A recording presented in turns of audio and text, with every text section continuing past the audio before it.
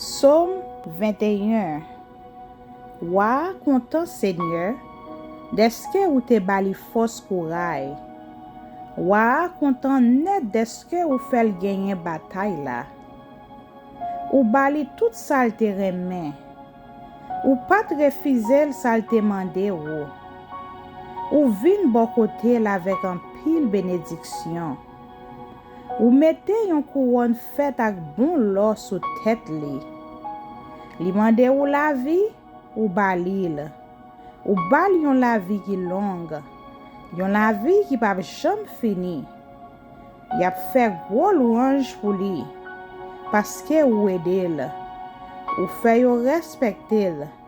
Ou bali bel posisyon. Ou mette benediksyon ou sou li pou toutan. Ou fe kel kontan paske ou la avel. Wa mette konfians li nan Seigneur ya. Gremesi bon Dieu ki en haut nan ciel la. Wa la pour toutan. Wa a mette mel sou tout l'edmil yo. La mache pour tout moun ki pa vle wel yo.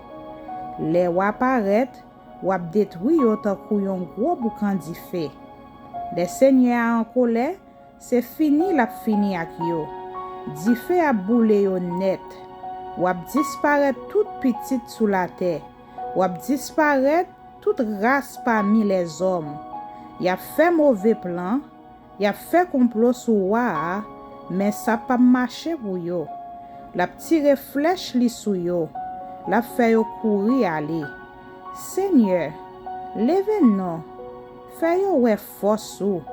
Na chanter, na fait louange pour Jean ou gen pouvoir. Amen.